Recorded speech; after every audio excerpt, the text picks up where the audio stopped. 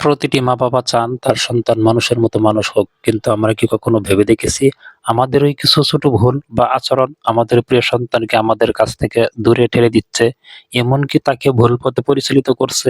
আমরা ভাবি আমরা শাসন করছি, কিন্তু আসলে আমরা হয়তো তার ভবিষ্যৎ নষ্ট করছি। আজকের ভিডিওতে আমরা এমন ৫টি মারাত্মক আচরণের কথা বলবো, যা একটি সন্তানকে মানসিকভাবে বিপর্যস্ত এবং অবাধ্য করে তোলে। চলুন জেনে নেই। আচরণ ১, অন্যের সাথে তুলনা করা। অমুকের ছেলে তো ভালো রেজাল্ট করেছে, তুমি কেন পারলে না? এই একটি বাক্য শিশুর আত্মবিশ্বাসকে সমূলে ধ্বংস করে দেয়। গবেষণায় দেখা গেছে যখন কোনো শিশুকে অন্য কারোর সাথে তুলনা করা হয়, তখন তার মধ্যে হীনমন্যতা তৈরি হয়। সে তখন আপনাকে শত্রু মনে করতে শুরু করে এবং নিজের ভেতরের জেদ থেকে পড়ালেখা বা ভালো কাজ থেকে সরে আসে।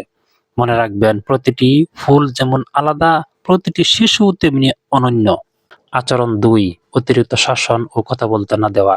অনেক বাবা-মা মনে করেন কঠোর শাসনই সন্তানকে সোজা রাখার একমাত্র উপায়। কিন্তু অতিরিক্ত কড়াকড়ি বা তার মতামতকে গুরুত্ব না দিলে সে আপনার কাছে মিথ্যা বলতে শুরু করবে। সে যখন দেখবে আপনার কাছে সত্যি বললে তাকে বকা শুনতে হয়, তখন সে গোপনীয়তা বজায় রাখা এবং মিথ্যা বলায় দক্ষ হয়ে উঠবে। এই লুকানোর অভ্যাসই তাকে পরে খারাপ সঙ্গ বা বিপথে নিয়ে যায়।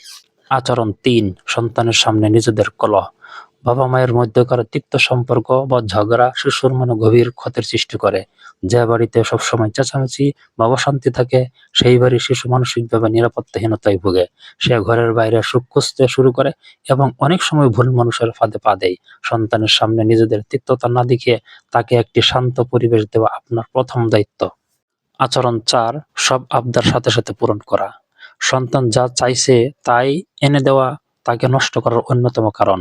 এতে শিশুর মধ্যে ধৈর্য এবং ত্যাগের অভাব দেখা দেয়। সে মনে করে পৃথিবীটা তার ইশারায় চলবে।